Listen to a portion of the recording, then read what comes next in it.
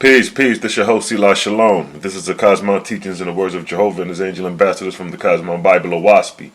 And the topic of discussion today is called UFOs, the Vehicles of the Angels. Now, a couple of people have been emailing me, asking me about what is my take on UFOs. And are UFOs in the Oahspe? And I tell them, yes, it's mentioned numerous times in the Oahspe, actually. And actually, UFOs are the vehicles for the angels. No different than cars and planes are vehicles for mortals. So the same way we drive from one part of the state, 200 miles away to another part of the state, likewise can the angels in their vehicles travel from one part of the atmosphere or the etheric regions into another section of the atmosphere or the etheric region and corporeal worlds. Now in Oahspe it mentions over 10 different styles of UFOs or vehicles of the angels. And I'm going to go through a couple of them to show you the depths that Oahspe is rendering up concerning UFOs and the nature of how angels work and progress in the atmospheric and in the etheric regions after our physical death. Now here's one of the ships mentioned in Oahspe. It's called an Abos. And it is mentioned in the book of Ashong, son of Jehovah, chapter 3, verse 32 and 34. It states, "The atmospherians were then duly arranged as commanded, and God called 100 swift messengers and 1,000 Etherian marshals, and they provided Abos. And the host prepared for the second resurrection, departed for Yeshua as commanded." Verse 34. So God and his Etherian angels provided an Abos, and they embarked and started on their journey, traveling imperceptibly to mortals. See that? So here's a description of the Abos, which is a particular UFO, and is traveling unseen to mortals imperceptibly, meaning mortals can't perceive it. Now the next style of UFO mentioned in the Oahspe is the Adavista. Now in the book of Apollo, son of Jehovah, chapter 10, verse 7 through 12, it states, "At midnight, the sea of fire, the Adavista, reached Shinvat, the border of the Earth's vortex, just beyond the orbit of the moon, and in size twice the moon's diameter. Here the ship halted for 4 hours, and then again began to descend rapidly, fearful to behold, becoming more scarlet within the vortex, but growing larger and defiant in figure." Verse 8, "And lo and behold, when the Adavista drew near, it was in the form and figure of the groups of the brides and bridegrooms of Jehovah. It had 50,000 curtains and 100,000 banners, and the host within the ship, 7 million souls, bore each a streamer of phosphorescent light of all colors, shades, and tints, and arrayed in symbols of the name Apollo."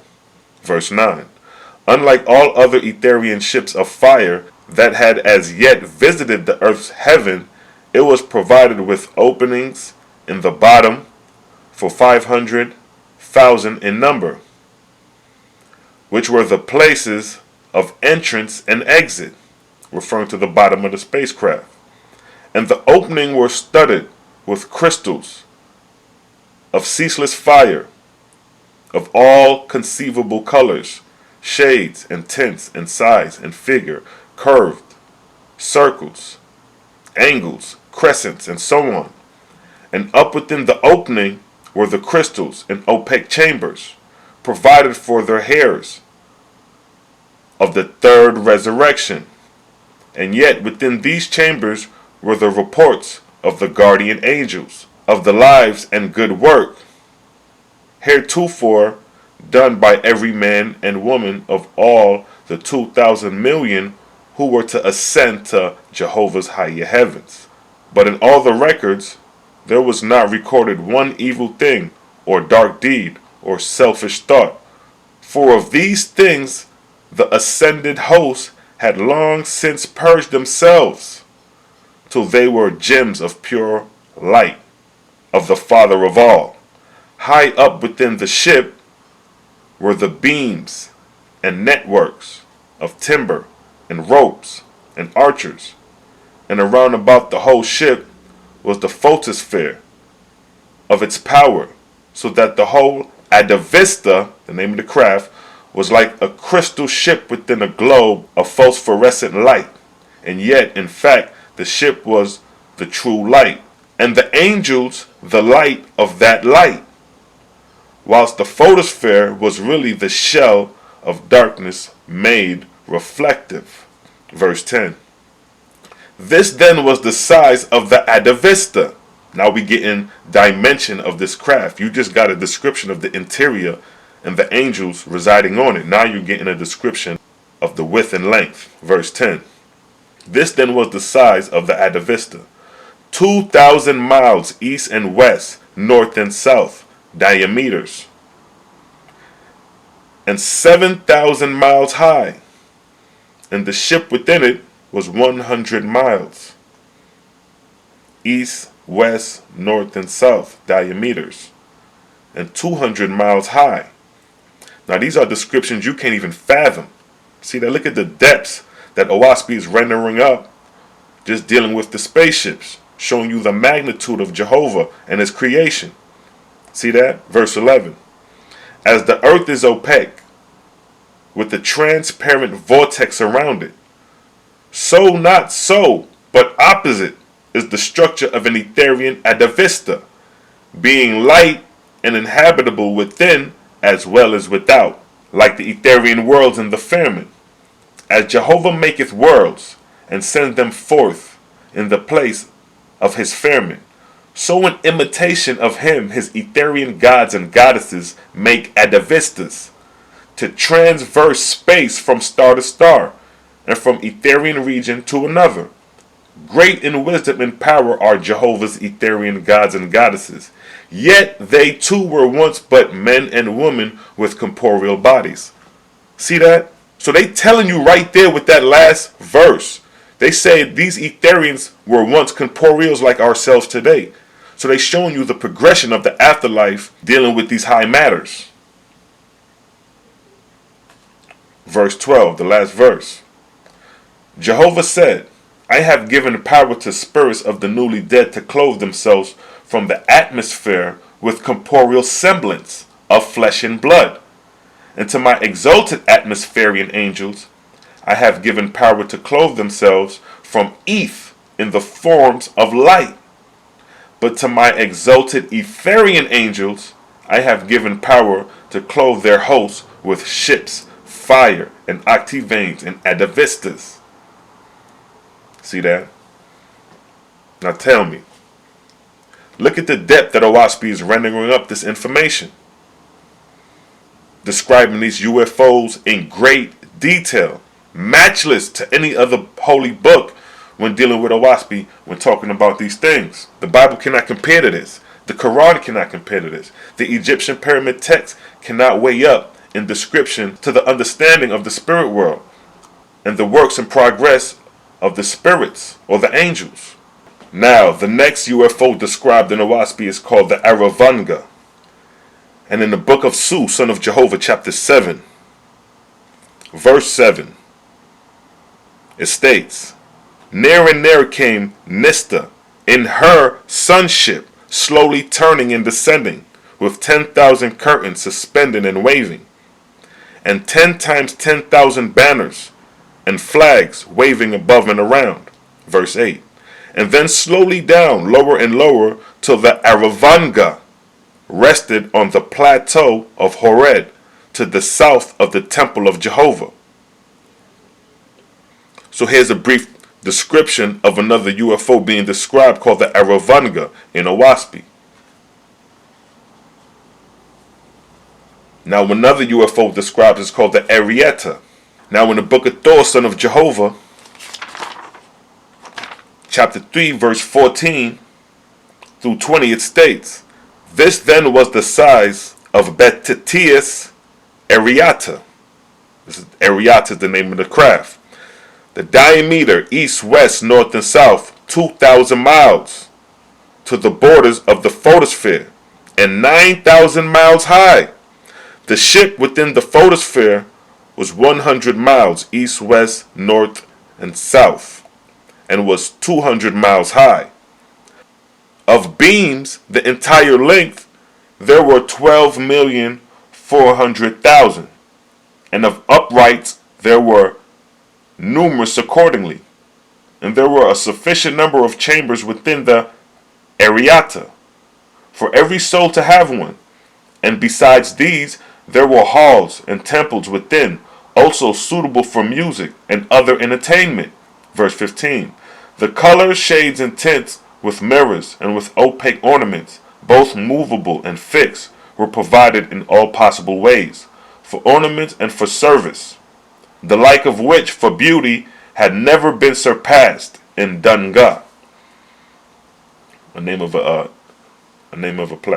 heavenly region.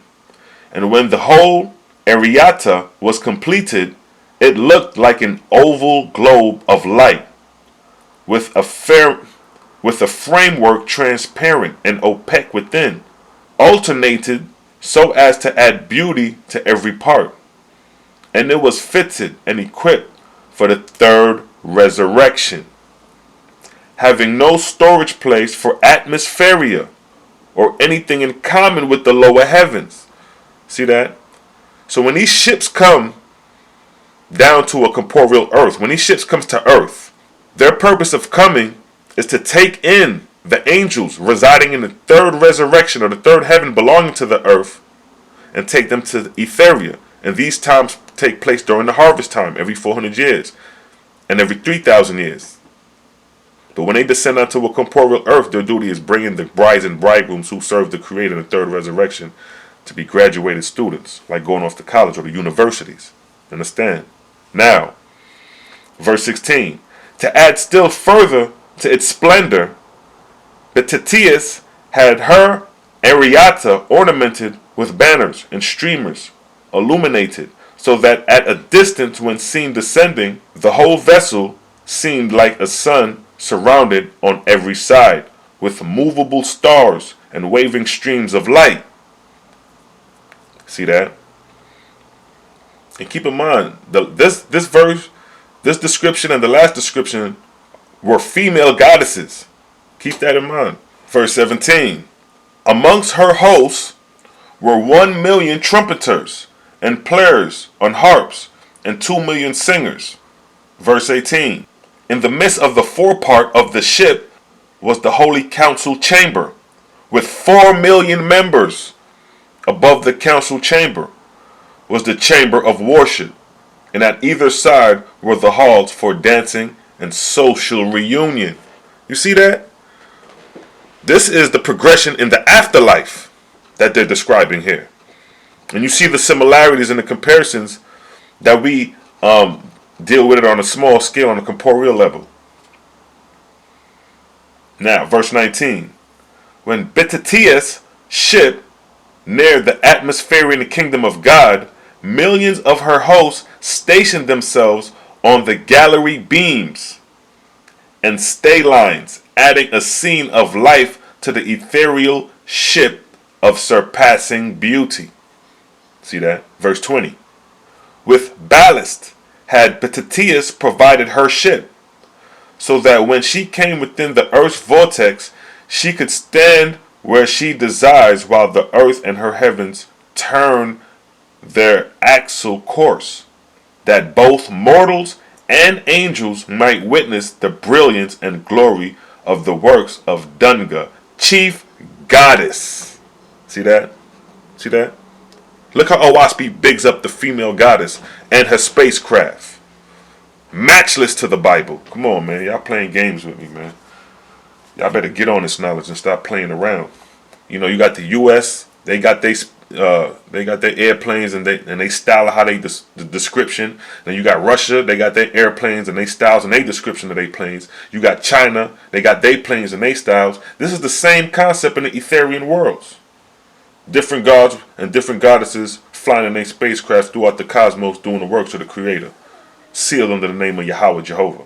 Come on, man, y'all playing games. Y'all better get on this knowledge. And the last description I'm going to read is just the works of the Etherian gods and goddesses on their mechanics and dealing with descending and ascending in these corporeal worlds, compelling and propelling ships, these UFOs.